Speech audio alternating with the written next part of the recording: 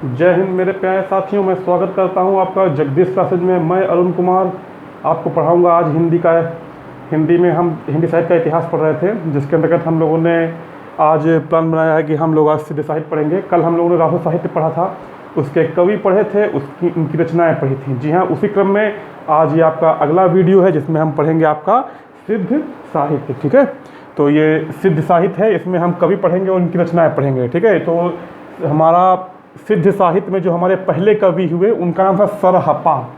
सिद्ध साहित्य के जो पहले कवि हैं उनका नाम था सरहपा। इन्होंने कुछ रचनाएं मतलब की जो कि दोहा के रूप में थी। आप जानते हैं कि दोहा, छंद, सोरठा ये सब होते हैं।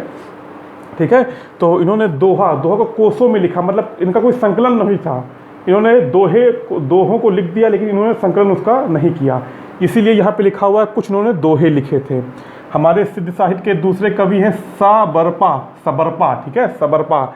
इन्होंने भी कुछ फुटकर पद लिखे हैं। कोई किताब नहीं लिखी, लेकिन कुछ पद लिखे हैं, फुटकर लिखे हैं। अभी ज्ञात नहीं है कि ये दोहा में है कि सोरठा में है कि छंद में है। ठीक है, चौपाई में है। ये है लुइपा। ठीक है, लुइपा ने क्या किया, चर्या पद लिखे। ठीक है, फिर कुक्करिपा। इन्होंने भी कुल 16 ग्रंथों की रचना की है। 16 ग्रंथों की रचना की है, जिसमें इनके पद संकलित हैं और कुछ इन्होंने फुटकर पद भी लिखे हैं। ठीक है, फिर आता है कंडहपा। कंडहपा क्या है? कंडहपा ने इसमें सिद्ध साहित्य में कुछ गीत लिखे हैं। कंडहपा जो हमारे कवि थे, इन्होंने कुछ गीत लिखे हैं। ठीक है, और फिर लास्ट में आता है डोम्भिपा। डोम्भिपा ने अपने नाम से डोम्भी गीत लिखे हैं। क्या लिखे हैं? डोम्भी गीत, अपने नाम से। ठीक है, तो ये हमारे सिद्ध साहित्य के कुछ कवि हैं, जिनका एक का नाम है सबरपा। इन्होंने कुछ दोहा कोश लिखे हैं। ठीक है, फिर माफ करिएगा, सहरपा, इन्होंने दोहा कोश लिखे हैं। फिर सबरपा, इन्होंने कुछ फुटकर पद लिखे हैं। फिर लुइपा, इन्होंने कुछ चर्या पद लिखे हैं। फिर कुक्करिपा, इन्होंने कुल 16 ग्रंथों की रचना की है और कुछ फुटकर पद भी लिखे हैं। फिर कंडहपा, इन्होंने कुछ गीत लिखे हैं। फिर डोम्भिपा, फिर डोम्भी गीत लिखे हैं। ये नाम बोलने में बड़े अटपटे लग रहे हैं, लेकिन ये रिपीटेड क्वेश्चन है, ये आपको पढ़ना बहुत ज़रूरी है।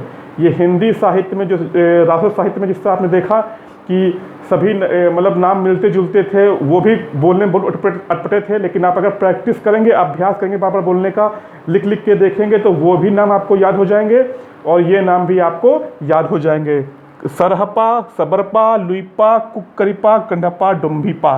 सहरपा, सबरपा, लुइपा, कुक्करिपा, कंडहपा, डोम्भिपा। ठीक है, और इस साहित्य के बारे में आपको और चीज़ मालूम होनी चाहिए। जैसे जो ये सरहपा हैं, सरहपा ने जो है राहुल सांकृत्यायन जी थे। ठीक है, ये भी हमारे बहुत अच्छे कवि थे, लेखक थे। राहुल सांकृत्यायन जी ने हिंदी साहित्य का प्रथम कवि किसको कहा है? इसका उत्तर होगा हमारा सरहपा। ये यूपीटी परीक्षा में एक बार पूछा गया है कि राहुल सांकृत्यायन के अनुसार हिंदी साहित्य के प्रथम कवि कौन है? हमारे सरहपा। ठीक है, फिर देखिए कुछ जरूरी बातें, महत्वपूर्ण बातें क्या हैं कि सिद्ध साहित्य के कवियों की संख्या निश्चित थी। कितनी थी? 84। जी हाँ, सिद्ध साहित्य के कवियों की संख्या थी 84।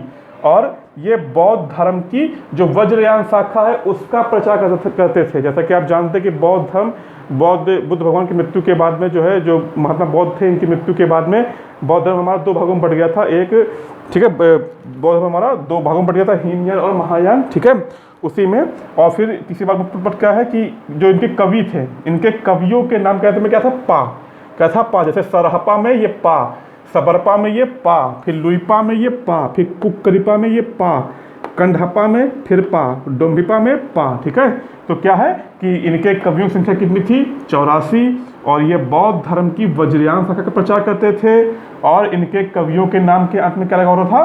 पा। ठीक है, तो ये तो बात हो गई हमारी सिद्ध साहित्य की। अगला साहित्य हम लोग पढ़ेंगे नेक्स्ट वीडियो में।